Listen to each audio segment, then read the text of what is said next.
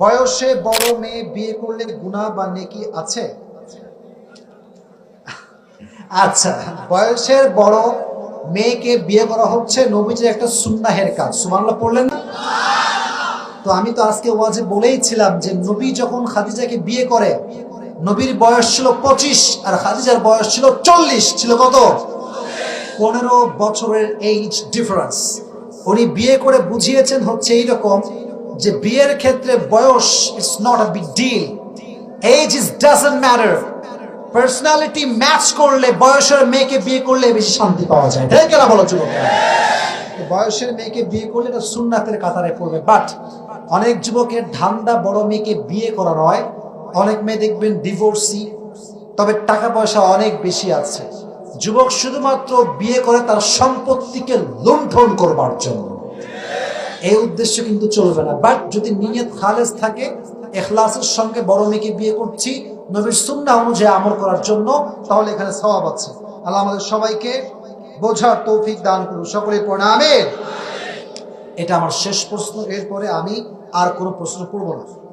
লিখেছে একজন গুরুত্বপূর্ণ প্রশ্ন, হয়তোবা জামাই থাকে দূর প্রবাসে, মাথার ঘাম পায়ে ফেলে কাজ করে, আর বউ দেশে থেকে পায়ের উপর পা তুলে পরপুরুষের সাথে পরকিয়া করে। এগুলো নিয়ে একটু আলোচনা করেন। দ্যাট ইজ দ্য রিয়েলিটি, এটা বাস্তব। অনেক যুবক নিজের সমস্ত রক্তকে পানি করে বিদেশের মাটির দিকে ইনকাম করে, আর তার বউ মাসে টাকা অ্যাকাউন্টে জমা হলে সেই টাকা দিয়ে ফ্লাক্সি লোড দিয়ে এমবি ভরে ওয়াইফাই ইউজ করে পরপুরুষের সঙ্গে ইমোতে প্রেম করে বেড়ায়। এরকম মেয়ে আমাদের দেশে আছে না নাই?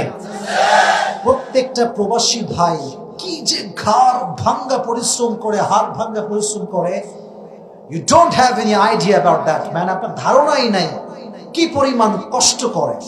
তো যেই বউ তার স্বামীকে বাদ দিয়ে দেশে পরকিয়া করে, সেই বোনের জীবন যে ধ্বংস হবে এখানে 2 পয়সা কোনো সন্দেহ নাই। ঠিক কিনা বলেন যুবক?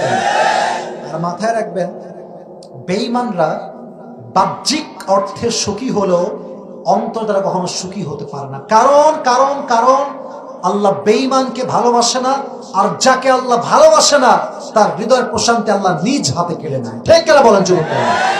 আর প্রবাসী ভাইদেরকে বলবো যে আপনারা যারা বিদেশে গিয়েছেন, টাঙ্গাইল থেকে হোক, ঢাকাতে হোক, যেখান থেকে হোক, চট্টগ্রাম হতে পারে, সিলেট হতে পারে, বাট মাথায় রাখবেন বইয়ের সঙ্গে আপনাকে সময় মতো সময় দিতে হবে, আবার সময় মতো দেশে আসতে হবে।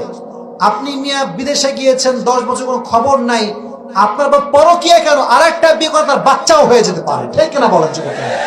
বিদেশে গেলে টাইম মেনটেন করতে হবে।